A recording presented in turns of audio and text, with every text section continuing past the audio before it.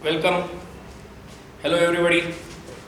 In today's lecture, we are going to discuss solution of 2021 NEET question paper, and we'll emphasize on the questions appeared from our question papers. The question papers which ICD had given you, there are many questions which are there as it is from ICD question sets or alike. So I will divide it into chapters. So first chapter will be units and dimensions and measurements. या चॅप्टरवर 3 question आलेले होते. 3 क्वेश्चनची level तुम्ही decide करा. मी question तुम्हाला सांगतो आहे. माझ्याकडे P3 set आहे. P3 सेटमध्ये हा 7व्या नंबरला क्वेश्चन आहे. तुमच्या वेगवेगळ्या सेट प्रमाणे तो क्वेश्चन नंबर व्हेरी होऊ शकतो, त्याच्यामुळे मी तो क्वेश्चन पण सांगणार आहे. If E and G respectively denote energy and gravitational constant, then E and G has dimensions of E upon G. याचे डायमेन्शन्स आपल्याला फाइंड आउट करायचे आहेत. E म्हणजे एनर्जी. एनर्जीचे डायमेन्शन्स आहेत m1 l2 t-2 आणि ग्रॅव्हिटेशनचे डायमेन्शन्स तुम्हाला जर माहित नसतील तर F is equal to G m1 m2 upon r square किंवा G is equal to fr square upon m1 m2 असतं. m1 m2 तर ह्याचे डायमेन्शन्स येतात m-1 l3 t-2 असे त्याचे डायमेन्शन्स आहेत. m-1 l3 t-2 हा रेशो ज्यावेळेस आपण घेतोय हा t-2 t-2 कॅन्सल होतो. इथे m ची पॉवर 2 येईल आणि l ची पॉवर इथे -1 येईल. m2l-1 हे या क्वेश्चनचा आन्सर आहे. या सेट प्रमाणे तो ऑप्शन 2 आहे. हा एक अगदी सोपा क्वेश्चन होता. ज्याला डायमेन्शन्स पाठ आहेत त्याला तर प्रॉब्लेमच येत नाही, तो इझिली ह्या क्वेश्चनला अटेंड करू शकतो. तर हा युनिट्स अँड डायमेन्शन्स वरचा पहिला क्वेश्चन. P3 सेटला 7 नंबर आहे. वेगवेगळ्या सेटमध्ये त्याचा नंबर वेगळा असू शकतो, ऑप्शन नंबर चेंज होऊ शकतो. तर हे ऑप्शन जे आहे ते तुम्हाला चूज करायचं आहे. हा क्वेश्चन इथे ग्रॅव्हिटेशनचा हा आपल्या युनिट्स अँड डायमेन्शन्सचा पहिला क्वेश्चन आहे. त्याच्यानंतर मी आधी चॅप्टर वाईज जातोय. दुसरा क्वेश्चन आहे या सेटमध्ये 15व्या नंबरचा. P3 मध्ये तुमच्या सेटमध्ये वेगळा असू शकतो. P3च मिळवावा असं काही नाही. तुमच्याकडे जो सेट आहे त्याच्यामध्ये बघा क्वेश्चन सेम आहे, फक्त नंबर मागे पुढे असेल, ऑप्शन कदाचित वेगळे असतील. A screw gauge gives the following reading when used to measure the diameter of a wire. Main scale reading 0 दिलेली आहे. मेन स्केल रीडिंग इथे 0 दिलेली आहे इज इक्वल टू 0 आणि आधी मी तुम्हाला त्याचा लिस्ट काउंट कसा काढायचा आहे ते सांगतो. तर लिस्ट काउंट 1 मिलीमीटर हे 100 डिव्हिजन्स करतात. म्हणजे 1 मिलीमीटरचे 100 डिव्हिजन केले तर हा 0.01 मिलीमीटर येईल. आणि मग आता रीडिंग इज इक्वल टू कसं लिहायचं असतं, reading is equal to main scale reading plus circular scale reading into least count असा याचा फॉर्म्युला आहे. मेन स्केल रीडिंग 0 आहे, सर्क्युलर स्केलची रीडिंग 52 आहे आणि इनटू 0.01, परंतु हा मिलीमीटर मध्ये घेतलेला आहे. तर याचा आन्सर मिलीमीटर मध्ये 0.52 मिलीमीटर येईल. ऑप्शन जर तुम्ही बघाल तर सगळे ऑप्शन सेंटीमीटर मध्ये आहेत. तर याचा आन्सर येणार आहे 0.052 सेंटीमीटर. 0.02 मिलीमीटरचं सेंटीमीटर मध्ये करण्यासाठी पुन्हा 10 ने डिवाइड करावं लागेल, म्हणजे डेसिमल पॉईंट अजून इकडे सरकणार आहे. तर ऑप्शन प्रमाणे हे आन्सर तुम्ही चूज करू शकता. हा सेकंड क्वेश्चन आहे ह्याच्यातला. कशामधला, युनिट्स अँड डायमेन्शन्स वरचा हा सेकंड क्वेश्चन आहे. हे दोन्ही कंपल्सरी क्वेश्चन होते, हे तुमच्या लक्षात येईल. नंबरवरून 35 पर्यंतचे क्वेश्चन कंपल्सरी आहेत. अप टू 35 मी जे सांगणार आहे ते सगळे क्वेश्चन कंपल्सरी असतील, ही गोष्ट लक्षात ठेवा. आणि मग त्याच्यानंतरचे जे नंबर्स मी देईल ते तुम्हाला कसे असतील तर ते तुम्हाला विदाउट ऑप्शन असतील.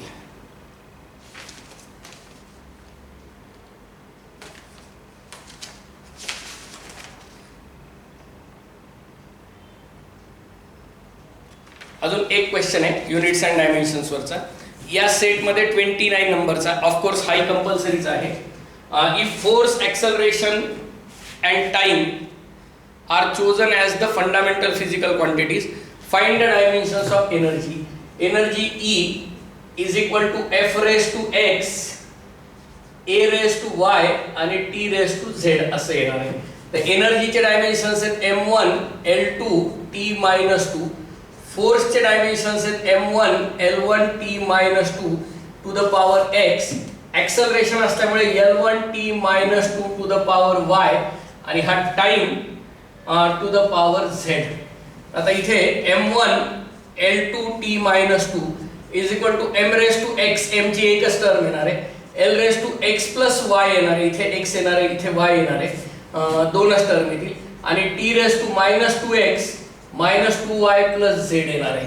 जर तुम्ही कोएफिशियंट किंवा पॉवर्स इक्वेट केला तर x ची पॉवर 1 येणार आहे, x is equal to 1, x plus y is equal to 2 आहे, त्याच्यामध्ये x ची व्हॅल्यू 1 आहे, 1 plus y is equal to 2 म्हणजे y इज इक्वल टू 1 येईल आणि minus 2x minus 2y plus z is equal to minus 2 येईल. t च्या power जर इक्वेट केल्या तर minus 2 into 1 is minus 2, minus 2 into 1 is again minus 2, x and y both are 1 plus z is equal to minus 2. हा minus 2 एक cancel होईल आणि हा मायनस 2 पलीकडे गेल्यानंतर z इज इक्वल टू 2 येईल. तर तुमचा आन्सर असेल E असणार आहे f raise to 1 a raise to 1 आणि t raise to 2 f a t square हे त्याचं ऑप्शन आहे. त्याप्रमाणे तुम्ही सिलेक्ट करू शकता. हे तिन्ही क्वेश्चन युनिट्स अँड डायमेन्शन्स मधले जवळपास ह्याच्यातले सगळे क्वेश्चन कुठल्या ना कुठल्या तरी टेस्ट मध्ये आपल्याकडे आलेले असतील. ICT मध्ये हे तुम्हाला बघायला मिळतील हे क्वेश्चन आलेले. ओके राईट, हे झालं युनिट्स अँड डायमेन्शन. कदाचित माझा रँडमनेस येऊ शकतो पेपर घेण्यात, मी नंबरिंग जरी केलेली असेल तर ते थोडं चॅप्टरची सिक्वेन्स मागे पुढे होऊ शकते. शक्यतो मी आधी 11वीचे एक्झाम्पल्स घ्यायचा प्रयत्न करतोय, NCERT 11वीचे, आणि मग मी नंतर तुम्हाला NCERT 12वीकडे नेणार आहे. मोशन इन वन डायमेन्शनचा क्वेश्चन हा एकच क्वेश्चन आहे या पेपरमध्ये. 4th नंबरचा क्वेश्चन आता आपल्या डिस्कशन मधला, ह्या पेपर मधला 18व्या नंबरचा क्वेश्चन आहे. A small block slides down and smooth incline plane. हा ब्लॉक स्मूथ इन्क्लाइन प्लेन वर खाली येत राहतोय. याचं ऍक्सलरेशन युनिफॉर्म आहे आणि a इज इक्वल टू तो g sin थिटा आहे, परंतु मला त्याच्याशी काहीच काम नाहीये कारण हे ऍक्सलरेशन युनिफॉर्म आहे. म्हणून हा जरी तुम्ही कन्फ्यूज झाला, हा मोशन इन वन डायमेन्शनचा क्वेश्चन आहे, NLM चा नाही, ही गोष्ट लक्षात घ्या.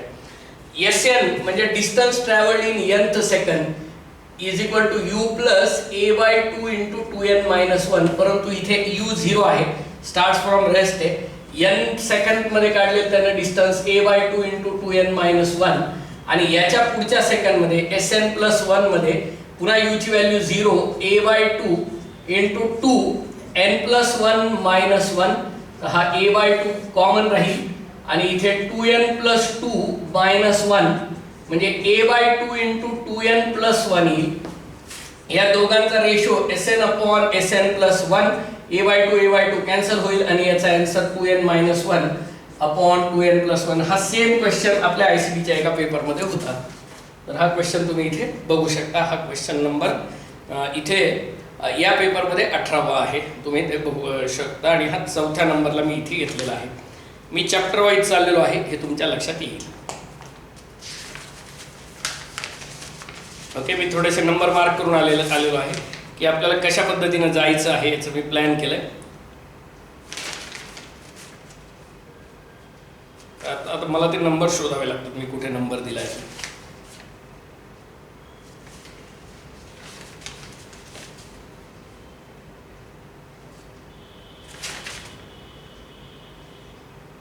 हा, मोशन इन 2 डायमेन्शन्स वरचा एक क्वेश्चन आहे. तो आधी 2 क्वेश्चन आहेत मोशन इन 2 डायमेन्शन्स किंवा वेक्टर प्रोजेक्टाईलवर टोटल 3 क्वेश्चन आहेत. लक्ष देऊन पहा, मी सांगतोय त्या पद्धतीने तुम्ही समजून घ्यायचा प्रयत्न करा.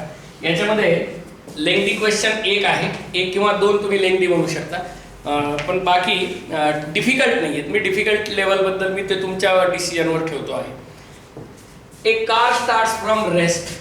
लक्षात घ्या, a car starts from rest. ही कार आहे आणि ही रेस्ट पासून सुरुवात झालेली आहे. Accelerates at 5 metre per second square, 5 metre per second square. At t is equal to 4 second म्हणजे 4 second this car was allowed to pass. आणि या ठिकाणी आल्यानंतर या ठिकाणी तिची हॉरिझॉन्टल वेलॉसिटी असणार आहे Vx म्हणूया आपण u प्लस at. तर स्टार्ट फ्रॉम रेस्ट असल्यामुळे 0 plus 5 into 4 is equal to 20 metre per second ही त्याची वेलॉसिटी झालेली होती. आणि त्याच क्षणी तुम्ही त्याच्यातून एक बॉल ड्रॉप केलेला आहे. हा बॉल ड्रॉप केला तर त्यावेळेस त्याची horizontal velocity 20 metre per second आहे आणि 6 सेकंदापर्यंत ही वेलॉसिटी कॉन्स्टंट राहणार आहे कारण रिटार्डेशन नाहीये, कुठल्याही प्रकारचा अपोज नसल्यामुळे हॉरिझॉन्टल वेलॉसिटी ही कॉन्स्टंट आहे 20 metre per second from 4 to 6 seconds. It is not going to change. Meanwhile, due to gravity, it will acquire vertical velocity. So Vy is equal to u plus gt म्हणूया आपण. Vertical velocity 0 आहे, मी drop केलेला आहे 10 into 2 seconds. 2 second का घेतले, मी drop चौथ्या सेकंदाला केलेला आहे. मला 6व्या सेकंदाला विचारलेला आहे. 4 आणि 6 मध्ये 2 सेकंद. तर ही वेलोसिटी 20 मीटर पर सेकंद येईल. म्हणजे vertical velocity 20 metre per second, horizontal velocity म्हणजे ही 20 मीटर पर सेकंद आणि ही 20 मीटर पर सेकंड. तर याची रिझल्टंट वेलोसिटी या दोघांचा डायगोनल येईल 20√2 हे असणार आहे. ही त्याची वेलोसिटी येईल 20√2. आणि राहिलं ॲक्सेलरेशन, तर ते फ्रीली फॉलिंग बॉडी आहे. हॉरिझॉन्टल ॲक्सेलरेशन 0 आहे कारण मी कारमधून ड्रॉप केल्याबरोबर त्याची हॉरिझॉन्टल ॲक्सेलरेशन थांबलेलं आहे. परंतु व्हर्टिकल ॲक्सेलरेशन ग्रॅव्हिटीचं डाऊनवर्ड्स असणार आहे 10 मीटर पर सेकंड स्क्वेअर. तर या क्वेश्चनचा आन्सर आहे 20√2 मीटर पर सेकंड ही velocity and 10 metre per second square हे ॲक्सेलरेशन. हा क्वेश्चन इथे 6व्या नंबरला आलेला आहे आपल्या डिस्कशनमध्ये.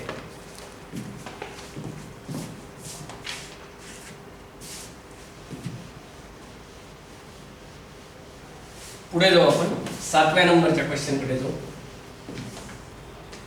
प्रत्येक क्वेश्चन डिस्कस करतो आहे, लक्ष देऊन समजून घ्या. 7व्या नंबरचा क्वेश्चन हा सुद्धा व्हेक्टरवर आहे. शक्यतो बरेच जण कन्फ्यूज झाले असतील की हा मूव्हिंग चार्जेस अँड मॅग्नेटिझमवरचा क्वेश्चन आहे. It is not that.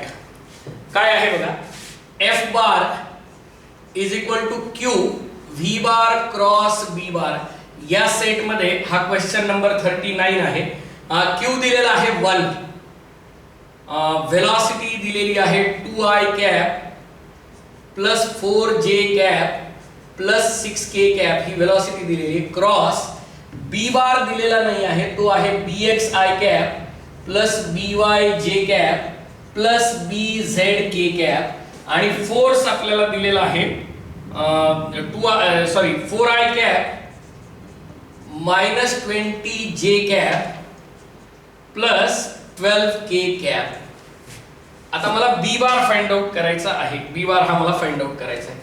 तर आता इथे या दोघांचा मी क्रॉस प्रॉडक्ट जर घेतला तर तो असणार आहे आय. नॉर्मली आपण क्रॉस प्रॉडक्ट घेऊन फोर्स काढतो, इथे आपल्याकडून वेगळी अपेक्षा आहे.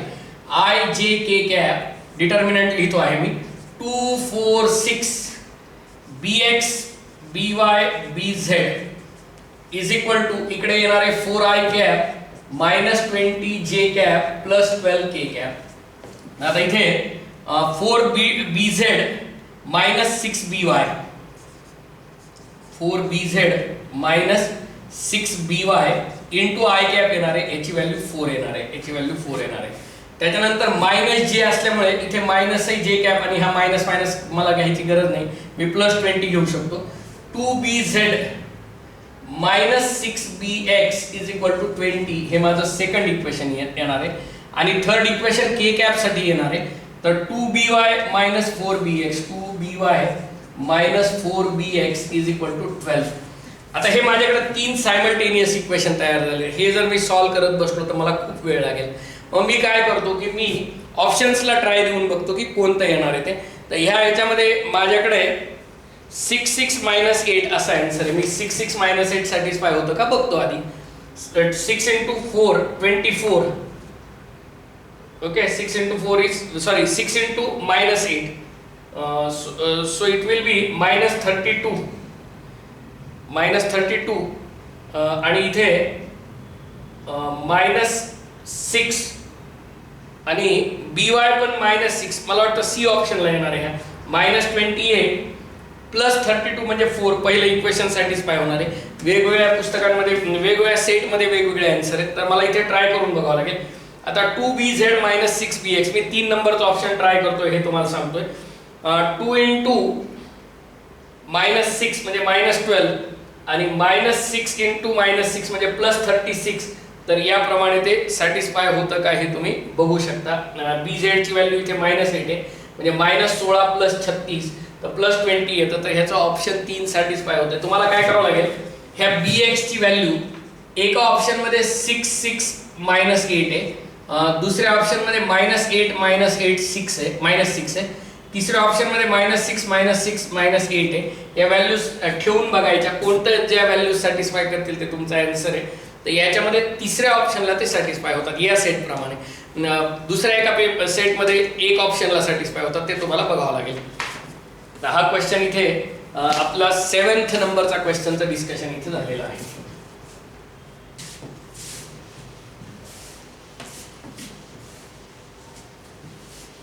हा दुसरा काही उपाय तुमच्याकडे असेल तर विचार करा, परंतु मला वाटत नाही याच्यापेक्षा वेगळ्या पद्धतीने काही करता येईल म्हणून.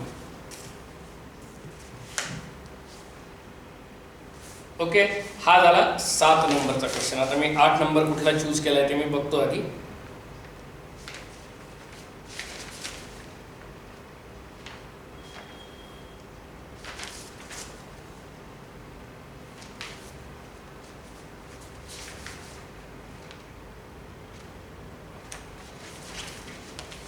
Okay, next question. हा मी 6 नंबर झालेला आहे. 7व्या नंबरला आता चूज केलेला क्वेश्चन 7 आणि 8 NLM वरचे मी चूज केलेले आहेत. या सेटमध्ये 46 नंबर म्हणजे हा ऑप्शन मध्ये आहे. A ball of mass 0.15 kilogram is dropped from a height of 10 metre. याला 10 मीटर वरून ड्रॉप केलेला आहे आणि स्ट्राईक केल्यानंतर पुन्हा तो त्याच हाईटला परत येतो आहे. म्हणजे याची स्ट्रायकिंग करतानाची velocity u is equal to √2gh घ्यावी लागेल. √2 इंटू 10 इंटू 10 म्हणजे √200 किंवा 10√2 मीटर पर सेकंड घ्यावी लागेल. ही डाऊनवर्ड वेलॉसिटी खाली येत असताना मी वाटल्यास याला मायनस घेतो आणि हा पुन्हा रिबाउंड त्याच हाईटला होतोय, म्हणजे त्याची स्ट्राईक केल्यानंतर ही वेलॉसिटी तीच राहते, फक्त ती अपवर्ड आहे म्हणजे plus 10√2 metre per second. Of course डाऊनवर्डला मी निगेटिव्ह घेतलेलं आहे, अपवर्डला पॉझिटिव्ह घेतलेलं आहे. आपल्याला विचारलेला आहे impulse, if I am not wrong impulse विचारलेला आहे.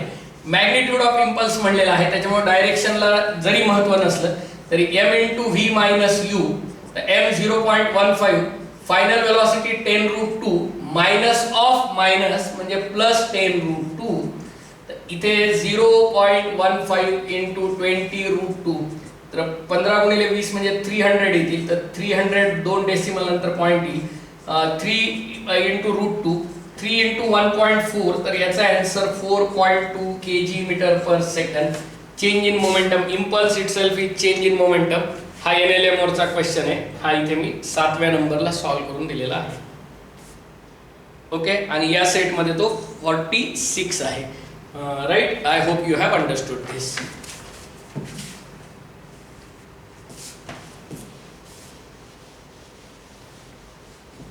हे क्वेश्चन बघा, सगळे ह्या प्रकारचे क्वेश्चन ऑलरेडी आपल्या क्वेश्चन पेपर सेटमध्ये आलेले आहेत. आता कसं असतं की पेपरचं डिस्ट्रीब्युशन असं असतं की काही क्वेश्चन थोडे टाइम कन्झ्युमिंग असतात, काही क्वेश्चन हे टाइम सेव्हिंग असतात. तर त्याच्यामुळे मी सांगत आहे. NLM वरचा अजून एक क्वेश्चन अतिशय सोपा आणि छान क्वेश्चन आहे.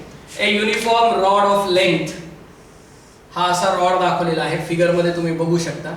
याला इथे एक हे आहे बॅलन्स्ड ऑन ए वेज म्हणलेला आहे. वेज वर ह्याला बॅलन्स केलेला आहे. ह्या वेजची पोझिशन 40 सेंटीमीटरवर आहे. इथे 20 सेंटीमीटरवर जर तुम्ही गेला तर या ठिकाणी त्यानं 2 किलोग्रॅमचं मास अटॅच केलेलं आहे आणि इथे 160 सेंटीमीटरवर m मास अटॅच केलेलं आहे. तुम्हाला m फाइंड आउट करायचं आहे. इकडच्या वेटमुळे अँटी क्लॉकवाईज मोमेंटम येणार आहे. हे असं जस्ट तराजू सारखं समजून घ्या, फिजिकल बॅलन्स सारखं. तर हा इकडे रोटेट करेल, हा इकडे रोटेट करेल, दोघे एकमेकाला बॅलन्स करतील. तर 2 इंटू ह्या 20 आणि 40च्या मार्कमध्ये 20 सेंटीमीटरचा डिस्टन्स आहे. 2 इंटू 20 आणि 40 आणि 160 मध्ये याचा मोमेंट घेताना moment is equal to force into distance घ्यायचे किंवा इथे मास इंटू डिस्टन्स म्हणा. m इंटू 120 घ्या, कारण 40 आणि 160च्या मार्कमध्ये हे 120 सेंटीमीटरचं अंतर येणार आहे. तर m is equal to 40/120 is equal to 1/3 kilogram. हे या क्वेश्चनचा आन्सर आहे. हा अँटी क्लॉकवाईज रोटेट करणार आहे, हा क्लॉकवाईज रोटेट करणार आहे. मोमेंट जर इम्बॅलन्स झाले तर ते टॉपल होईल. मोमेंट बॅलन्स होत आहेत म्हणून ते स्टेबल राहते, इक्विलिब्रियम राहते. रॉड इज इन इक्विलिब्रियम असं त्यानं कंडिशन दिलेली आहे. जी वगैरे हे सगळ्या फसवण्यासाठी गोष्टी दिलेल्या असतात. आपल्याला कमीत कमी वेळात हा एक्झाम्पल सोडवायचं होतं, त्याच्यामुळे मी हा क्वेश्चन इथे घेतलेला आहे. हा 8 नंबरचा क्वेश्चन आहे. ओके, आता हे कसं सॉल्व्ह करायचं आहे मी तुम्हाला सांगितलेलं आहे. आज मी पहिलं जे लेक्चर करणार आहे ते फक्त शक्यतो 11वी आणि 12वीचे काही क्वेश्चन आपण घेणार आहेत, तर त्याच्यामुळे तुम्हाला हे लक्षात येईल. नेक्स्ट क्वेश्चन जो आहे तो मोशन इन 2 डायमेन्शन्सचा स्लाइटली लेंथी क्वेश्चन होता. अर्थात हे तुम्ही ठरवा, हाय ऑप्शन मध्ये आहे, तुम्ही करायचा नाही करायचा हे तुमचा चॉईस होता. A particle moving in a circle of radius r with a uniform speed takes a time t to complete 1 revolution. एक पार्टिकल सर्क्युलर मोशन मध्ये फिरतो आहे. v इज इक्वल टू, तुम्हाला फॉर्म्युला माहिती आहे, 2πr/t या स्पीडनं तो फिरतोय, बरोबर आहे. If this particle were projected, if were आलं म्हणजे असं जर मी केलं तर असा प्रश्न आहे. If this particle were projected with the same speed at an angle theta to the horizontal, पण या स्पीडनं जर मी त्याला थ्रो केला, the maximum height attained by it equals to, म्हणजे h is equal to 4 times r दिलेला आहे. r म्हणजे ही रेडियस घ्यायची आहे, रेंज नव्हे. 4 टाइम्स r इक्वल्स 4r दिलेला आहे. तर r चा फॉर्म्युला असतो v स्क्वेअर, h चा फॉर्म्युला असतो v square sine square theta upon 2g. हा हाईटचा फॉर्म्युला आहे. Is equal to 4 times r येईल. आता इथे v स्क्वेअर म्हणजे ह्याचा जर मी स्क्वेअर केला, 4π square r square upon t square into sine square theta upon 2g is equal to 4r. हा 4 आणि हा 4 कॅन्सल होईल. Sine square theta is equal to, एक r सुद्धा इथे कॅन्सल होईल. Sine square theta is equal to t square 2g किंवा 2g t square म्हणू शकतो आपण, 2g t square divided by इथे राहणार आहे पाय स्क्वेअर r. पाय स्क्वेअर r ही साइन स्क्वेअर थिटाची किंमत आहे. साइन थिटाची किंमत याचा स्क्वेअर रूट घ्यावा लागेल, म्हणजे 2g t square upon pi square r raise to 1/2 घ्यावा लागेल. रेस टू 1/2 हा साइन स्क्वेअर थिटा येईल आणि theta is equal to sine inverse of हे घ्यावं लागेल, म्हणजे तुमचा थिटाची व्हॅल्यू येणार आहे sine inverse of 2g t square upon pi square r raise to 1/2. हा क्वेश्चन अशा पद्धतीने सॉल्व्ह होतो. हा मोशन इन 2 डायमेन्शन्स मधले दोन्ही पार्ट, ह्याच्यात सर्क्युलर मोशनही त्यांनी दिलेली आहे आणि त्याचबरोबर प्रोजेक्टाईल मोशन पण दिलेली आहे. त्याच्यामुळे हा क्वेश्चन अशा पद्धतीने सोडवता येऊ शकतो. हा क्वेश्चन इथे आपण घेतलेला आहे, 9व्या नंबरला हा क्वेश्चन घेतलेला आहे. तुम्ही बघू शकता, मी सगळ्या गोष्टी तुम्हाला इन्फॉर्मेशन देतो आहे कसं करायचं काय नाही ते. आणि बघा, क्वेश्चनची लेवलची डिफिकल्टी लेवल तुम्हीच ठरवा, मी सांगत नाही. कारण तो माझ्या दृष्टीने सोपा असू शकतो एखादा क्वेश्चन, तो तुमच्या दृष्टिकोनातून. बरं, बाहेर सोडवणं वेगळं असतं आणि परीक्षेच्या हॉलमध्ये त्या प्रेशरमध्ये टाईमच्या ह्याच्यामध्ये ते बसवणं ही तुमची स्किल आहे. It requires a practice. ज्या विद्यार्थ्यांनी व्यवस्थित प्रॅक्टिस केलेली आहे त्यांना हा पेपर फारसा डिफिकल्ट झालेला नसावा असं माझं म्हणणं आहे. नेक्स्ट क्वेश्चनकडे मी जातोय. ग्रॅव्हिटेशनवरचा एक क्वेश्चन आहे, त्याच्यावर आता आपण डिस्कस करू.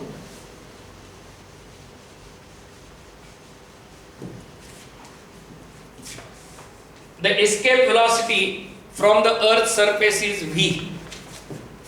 Escape velocity असते v is equal to √2gm upon r. परंतु मित्रांनो ह्याला एक वेगळा फॉर्म्युला वापरावा लागतो, 2g upon r, आणि m म्हणजे density into volume. Mass is equal to density into volume 4/3 pi r cube. हा एक r इथे कॅन्सल होईल, r स्क्वेअर येतो. r स्क्वेअर आतमध्ये ठेव, r स्क्वेअरचा स्क्वेअर रूट बाहेर घ्या. 8/3 पाय रो जी हा फॉर्म्युला लक्षात ठेवा एस्केप वेलॉसिटीचा. कळलं का? याच्यामध्ये डेन्सिटीचा हे आहे, रेफरन्स आहे. पण आता अनदर प्लॅनेट दिलेला आहे having radius 4 times that of earth. याच्या चौपट रेडियस आहे अर्थच्या. Same mass density, density same आहे, म्हणजे बाकीचे ही पूर्ण टर्म कॉन्स्टंट आहे. म्हणजे v dash upon v is equal to r dash upon r घ्यायचे. r dash is 4 times r दिलेली आहे. r r कॅन्सल होईल, म्हणजे v dash is equal to 4v. हे या क्वेश्चनचा आन्सर आहे. हा ग्रॅव्हिटेशनवर आलेला क्वेश्चन होता. इतका इझी क्वेश्चन होता. आता बघू शकता तुम्ही, मी तेच सांगायलो, मी हे तुमच्यावर सोडतोय, तुम्हाला क्वेश्चन इझी वाटतोय का नाही हे तुम्हीच बघायचं आहे. ओके, नेक्स्ट क्वेश्चन ग्रॅव्हिटेशनचा अजून एक क्वेश्चन आहे. ग्रॅव्हिटेशनचं आधी सांगतो आणि मग पुढे जाऊ. ए particle is released from height S from the surface of the अर्थ. बा एस हाईटवरून सोडलेला आहे, म्हणजे त्या ठिकाणी त्याची पोटेन्शियल एनर्जी mgs अशी घेतलेली आहे. At a certain height its kinetic energy is 3 times potential energy. म्हणजे kinetic energy plus 3 times potential energy is equal to, म्हणजे kinetic energy plus potential energy is equal to mgs on the path. तर kinetic energy 3 times potential energy आहे, म्हणजे 3 times potential energy plus potential energy is equal to mgs. तर इथे 4 mgh म्हणावं लागेल is equal to mgs. तर mg cancel होईल आणि h is equal to s/4 येईल. आता इथे व्हेलॉसिटी विचारलेली आहे, तर लक्षात घ्या टोटल एनर्जी जी आहे, आता इथे आपण असं करूया, कायनेटिक एनर्जी ला असंच ठेवू आपण आणि प्लस पोटेन्शियल एनर्जी म्हणजे 1/3 of kinetic energy. 1/3 of kinetic energy is equal to half mv² घ्या आणि याच्यावरून तुम्हाला ती व्हेलॉसिटी काढता येईल आणि त्याचं उत्तर √3gs/2 येतं आहे. या पद्धतीने तुम्ही करू शकता. तर असं हा क्वेश्चन आपल्याला इथे सोडवता येईल. म्हणजे टोटल एनर्जीमध्ये काय इथे बघा 4/3 half mv², 4/3 half mv² is equal to mgs घेता येईल, mm कॅन्सल होईल आणि हे 2v²/3 is equal to g into s येईल, म्हणजे v² is equal to 3gs/2 येईल आणि v is equal to √3gs/2. या पद्धतीने हा क्वेश्चन सॉल्व्ह होतो. हे 17 या पेपर प्रमाणे आहे, आपल्या याच्याप्रमाणे तो कदाचित 11व्या नंबरला जाईल. ओके, अजून एक ग्रॅव्हिटेशनचा क्वेश्चन आहे, त्याच्यावर आपण डिस्कस करू.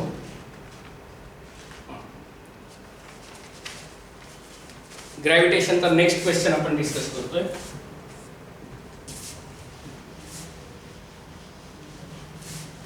ग्रॅव्हिटेशनवर टोटल 3 क्वेश्चन आहेत आणि मार्क करा तुम्ही. हा ऑप्शन मध्ये आलेला क्वेश्चन आहे. 38 नंबरचा क्वेश्चन आहे माझ्या सेट प्रमाणे. तुमच्या ह्याच्यात तो कशात तरी काही नंबर वेगळा असू शकेल. A particle of mass m is projected with a velocity v is equal to k times escape velocity दिलेली, provided k is less than 1. Obviously k cannot be equal or greater than 1, नाहीतर मग तो एस्केपच होऊन जाईल, परत येणार नाही. आपण एस्केप वेलोसिटीच्या फ्रॅक्शन वेलोसिटीने त्याला सोडलेला आहे. k टाइम्स वेलोसिटी आहे, लेस दॅन एस्केप वेलोसिटी आहे. Law of conservation of energy वापरायचा आहे. इथून त्याला मी प्रोजेक्ट करणार आहे, इतक्या हाईट पर्यंत जाणार आहे.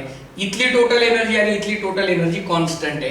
तर अर्थ सरफेसवर पोटेन्शियल एनर्जी आहे -gmm/r प्लस त्याला मी देतो आहे kinetic energy half mv² velocity square.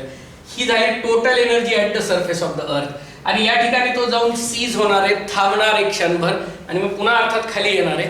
पण या पोझिशनला त्याची कायनेटिक एनर्जी 0 होणार आहे, फक्त त्याला पोटेन्शियल एनर्जी राहणार आहे -gmm/r+h. तर आता इथे हा m सुद्धा मी कॅन्सल करतो. -gm/r प्लस हाफ v म्हणजे k² आणि एस्केप वेलोसिटीचा स्क्वेअर म्हणजे 2gm/r येतो इज इक्वल टू -gm/r+h. तर हा gm कॅन्सल झाला, हा 2 सुद्धा कॅन्सल झाला. मी मायनस कॉमन घेतो. इथे मायनस कॉमन घेतला तर याचा कोएफिशियंट 1 येईल, कारण खाली दोघांचाही डिनॉमिनेटर r आहे आणि इथे -k² येईल divided by r is equal to -1/r+h. हा मायनस मायनस कॅन्सल होईल. r+h is equal to r/1 - k². So h is equal to r/1 - k² minus r. तुम्ही r कॉमन घेऊ शकता. h is equal to r into हा इथे आपण 1/1 - k² minus 1 घेऊ शकतो. r into 1 - 1 plus k² upon 1 - k². तर h is equal to rk² upon 1 - k². हे या क्वेश्चनचं ऑप्शन आहे. त्याच्यामध्ये एक ऑप्शन आहे ते तुम्ही चूज करू शकता. हा क्वेश्चन इथे अशा पद्धतीने आलेला आहे. ओके, चलो नेक्स्ट क्वेश्चन की तरफ चलते हैं. हाँ,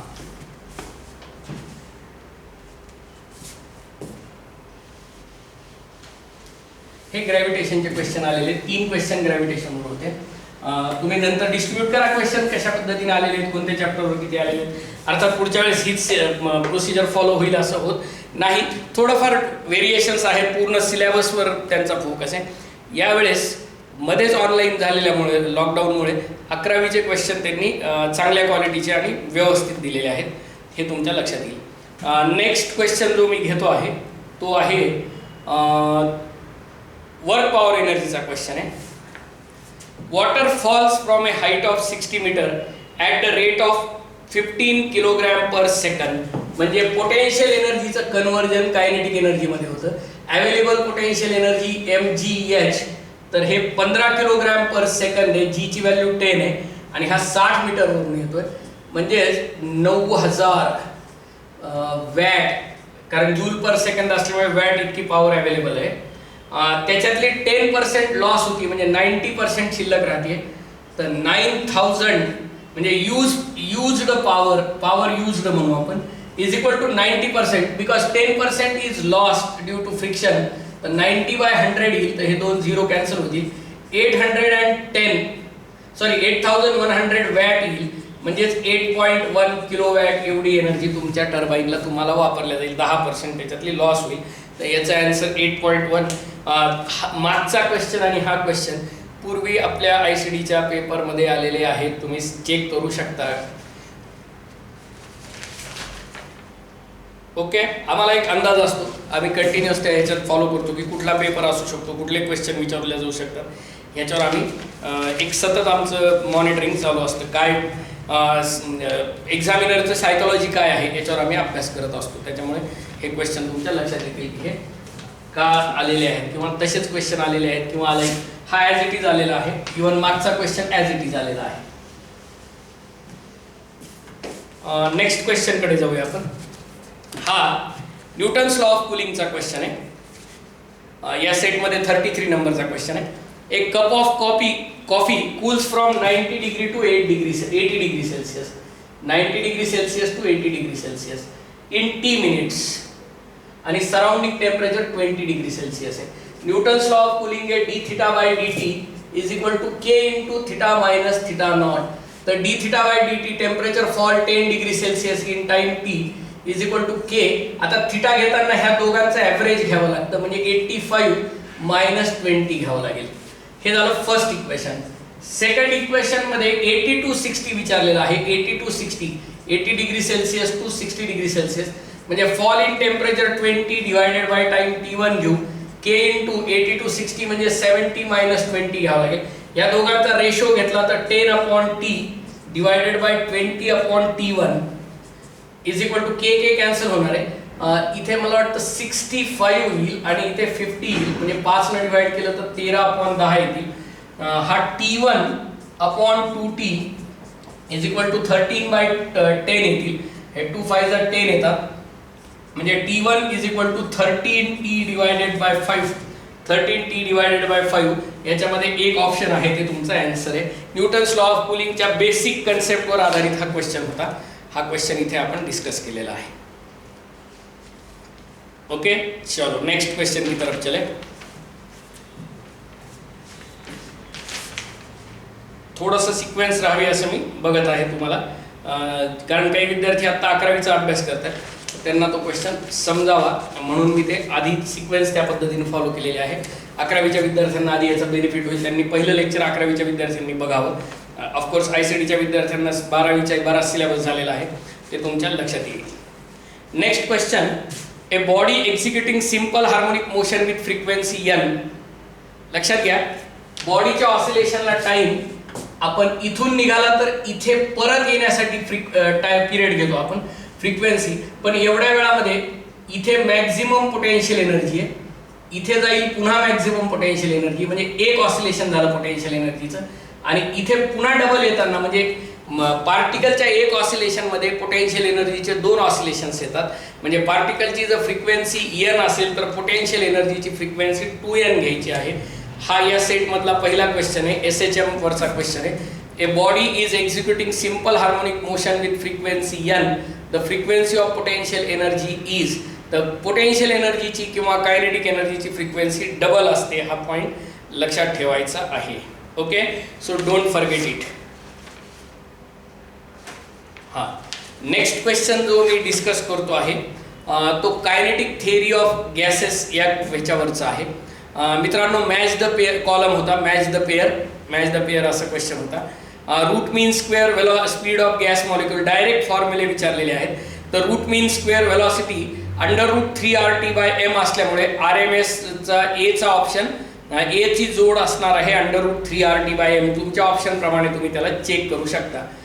pressure exerted by gas is equal to 1/3 NM V bar square हे तुम्हाला मिळेल. डायरेक्ट फॉर्म्युला आहे हा प्रेशर एक्झर्टेड बाय गॅसचा. त्याच्यानंतर average kinetic energy of A gas molecule 3/2 kB × T. हे सरळ सरळ तुम्हाला पाठ करावं लागेल किंवा हे फॉर्म्युले माहितीच आहेत. आणि total internal energy of 1 mole of diatomic gas, मोनोॲटॉमिक नाही आहे, डायॲटॉमिक गॅस आहे.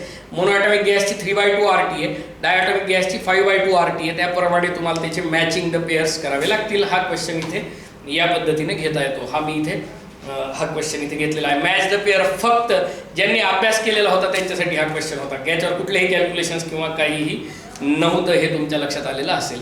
तर हा पार्ट इथे आपण कंप्लीट केलेला आहे. मला वाटतं आता मी 11वीचे जवळपास सगळे क्वेश्चन सोडवलेले आहेत. एक SHMचा क्वेश्चन आहे तो आधी सांगतो आणि मग आपण मित्रांनो 12वीच्या पार्टकडे जाऊया. Okay, right, good. आता एक SHMचा अजून एक क्वेश्चन आहे, त्याच्यावर आपण डिस्कस करू. तुमच्या लक्षात येईल की मी इथे बोलतोय आणि सॉल्व्ह करून दाखवतोय. मी तुम्हाला अगदी एक्सप्लेन करतोय म्हणून वेळ लागतोय. ज्याने अभ्यास केलेला आहे ना ह्याच्यापेक्षा कमी वेळामध्ये हा क्वेश्चन डेफिनेटली सॉल्व्ह करू शकतो. म्हणजे मला जर एक्झाम सोडवायला दिली तर मी हा क्वेश्चन फास्ट सोडवू शकतो. A spring is stretched by 5 centimetre by a force of 10 newton. Compulsory question होता. स्प्रिंगचा फोर्स कॉन्स्टंट घ्यायचा आहे F/x, K = F/h. 10 न्यूटनचा फोर्स लावल्यानंतर ती 5 सेंटीमीटर म्हणजे 5 × 10⁻² मीटर म्हणजे 1000 डिवायडेड बाय 5 तर 200 न्यूटन पर मीटर हा त्याचा फोर्स कॉन्स्टंट आहे.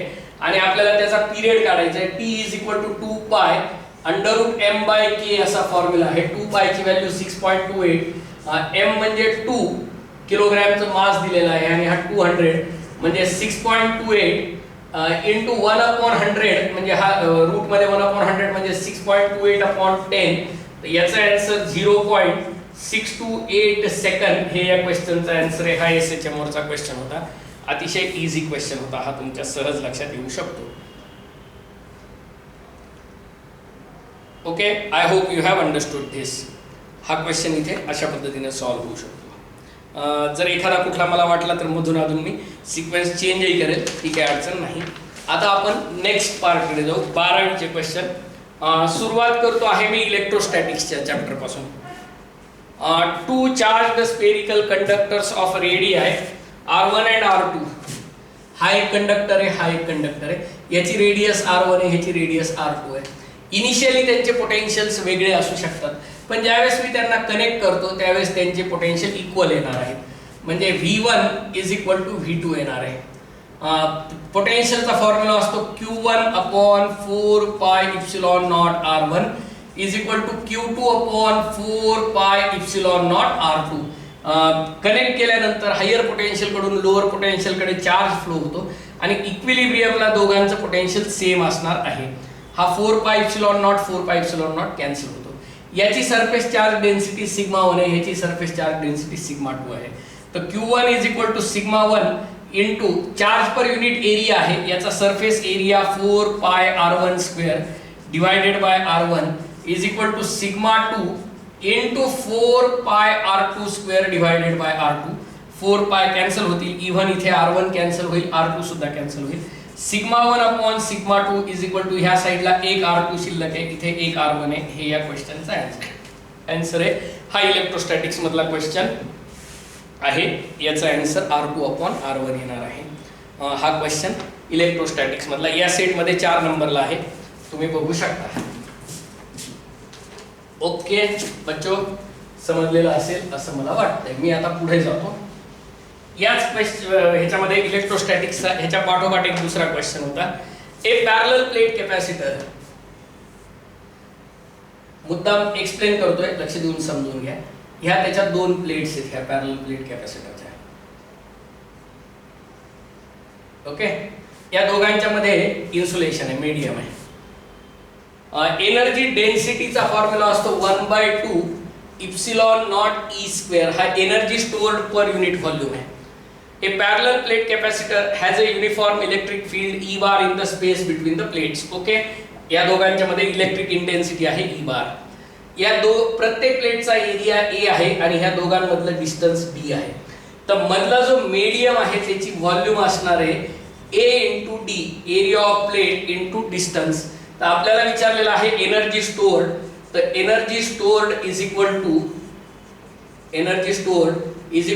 energy density per unit volume into volume of the space. तर 1/2 epsilon not E square AD. हा फॉर्म्युला पण मी क्लासमध्ये विद्यार्थ्यांना दिलेला होता. हा फॉर्म्युला जसाच्या तसा क्वेश्चन ॲज इट इज आलेला आहे. हा तुम्ही इथे बघू शकता. हा क्वेश्चन इलेक्ट्रोस्टॅटिक्स वरचा सेकंड क्वेश्चन आहे. अजून एक क्वेश्चन आहे इलेक्ट्रोस्टॅटिक्स वरचा, राईट टाइमला मी सांगतो. Okay right. आता पुढे जाऊ आपण. मॅक्सिमम क्वेश्चन एका तासात घ्यायचा माझा प्रयत्न आहे. पुढच्या एका लेक्चरमध्ये अजून आपण काही क्वेश्चनकडे जाणार आहोत. त्याच्यानंतर अजून एक क्वेश्चन होता इलेक्ट्रोस्टॅटिक्सवर 1, 2, 3 आणि 4 क्वेश्चन आहेत माझ्या अंदाजाप्रमाणे किंवा माझ्या माहितीप्रमाणे. बघूया आपण. इथे हा 20 नंबरचा क्वेश्चन आहे. The equivalent capacitance of the combination shown in figure is.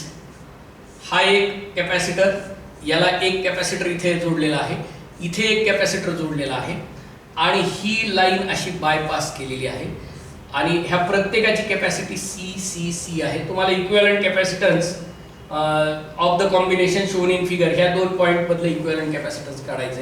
हा चार्ज इकडून इकडे जाणार आहे, इकडून इकडे जाणार आहे. ह्याला मी पॉझिटिव्हला जोडलं, ह्याला निगेटिव्हला जोडलं. तर ह्याचं पोटेन्शियल आणि ह्याचं पोटेन्शियल सेम असणार आहे.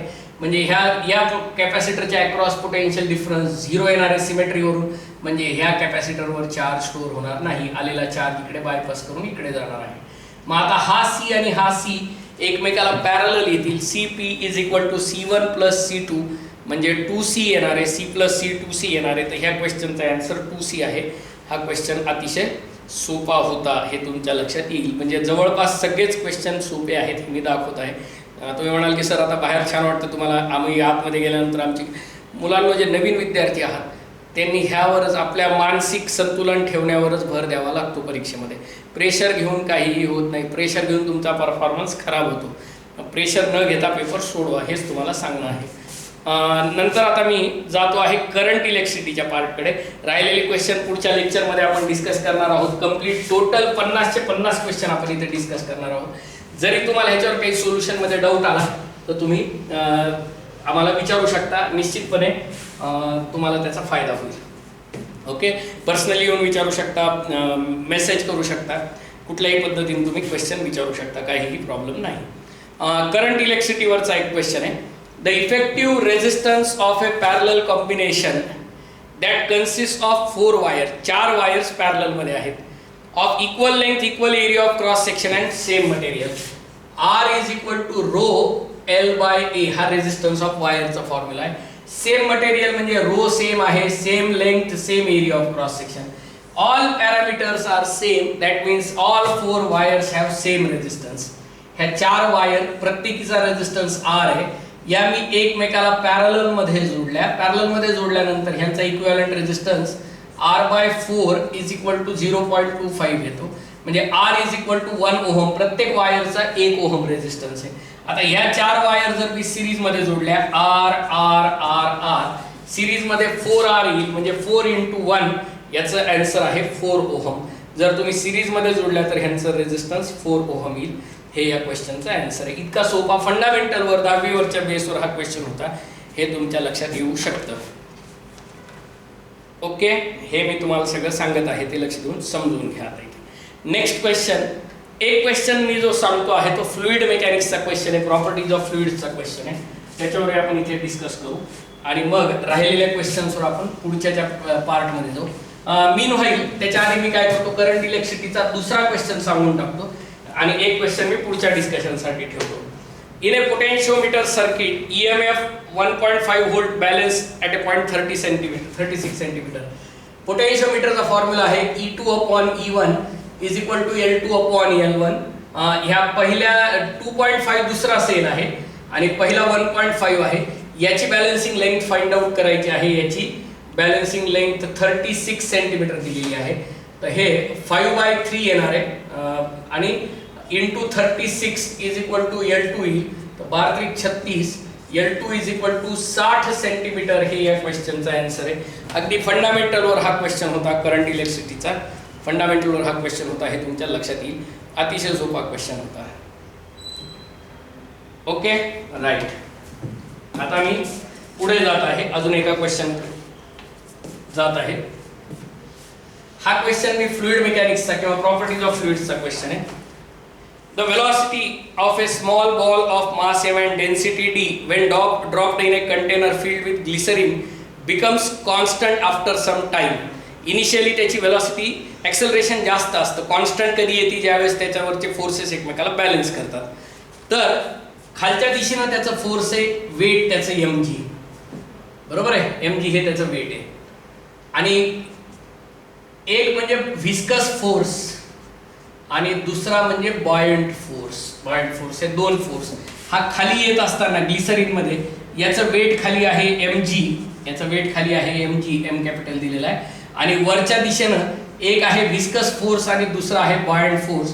आधी वेट जास्त असतं ड्रॉप केल्या आणि हे दोन फोर्सेस कमी असतात म्हणून ॲक्सेलरेशन असतं. पण नंतर जशी जशी व्हेलॉसिटी वाढत जाते हा व्हिस्कस फोर्स वाढत जातो आणि मग व्हिस्कस फोर्स वाढत गेल्यानंतर हे दोघे एकमेकाला बॅलन्स करतात. हे सगळे फोर्सेस एकमेकाला बॅलन्स करतात आणि तो युनिफॉर्म व्हेलॉसिटीने जायला सुरुवात होतो. त्याला आपण म्हणतो टर्मिनल व्हेलॉसिटी असं म्हणतो आपण त्याला. तर density of glycerine is d/2. तर बॉयंट फोर्स याची जर d आहे तर त्याची d/2 आहे. तर त्यानं स्वतःच्या व्हॉल्यूम इतकं ग्लिसरीन वर सारणार आहे. म्हणजे viscous force mg is equal to fv plus displaced ह्याचं वेट हाफ येणार आहे कारण डेन्सिटी हाफ आहे. म्हणजे viscous force mg minus mg/2 आणि व्हिस्कस फोर्स mg/2. हा क्वेश्चन फ्लुइड मेकॅनिक्स वरचा क्वेश्चन होता 26 नंबरचा. ह्या सेट प्रमाणे अतिशय सोपा क्वेश्चन होता. हे तुमच्या सहज लक्षात येईल. ज्यानं हे वाचलेलं आहे, ज्याला हे समजलेलं आहे, त्याच्यासाठी हा क्वेश्चन अतिशय सोपा होता. ओके. तर इथे मी हा फ्लुइडचा क्वेश्चन पण डिस्कस केलेला आहे. आता काही जे क्वेश्चन राहतील ते आपण पुढच्या लेक्चरमध्ये बघूया. एक लेक्चरमध्ये मी तुम्हाला बऱ्याच प्रकारे क्वेश्चन एक्सप्लेन केलेले आहेत. पुढच्या लेक्चरमध्ये राहिलेले क्वेश्चनवर आपण डिस्कस करू. Okay bye, see you. आणि तुमच्या एक लक्षात आलेलं असेल की कन्सिस्टंटली अभ्यास करणारे विद्यार्थी आणि पेपर जवळजवळ आपल्या सेटमधले क्वेश्चन्स होते हे तुमच्या लक्षात येईल. तुम्ही खूप बाहेर फिरत बसू नका. डिफिकल्टी लेवल बघा, NCERTला सोडून एकही क्वेश्चन नाही. कन्सेप्ट NCERT मधल्याच आहेत. बाहेरचे क्वेश्चन विद्यार्थी NCERT सोडून खूप पुस्तकं बघत बसतात, त्याचा काहीही उपयोग नाही. Okay. I hope you have enjoyed learning this lecture. अजून काही अडचण असेल तर निश्चितपणे कॉन्टॅक्ट करा. ICD will be always helping you for ever. Okay. Thank you very much.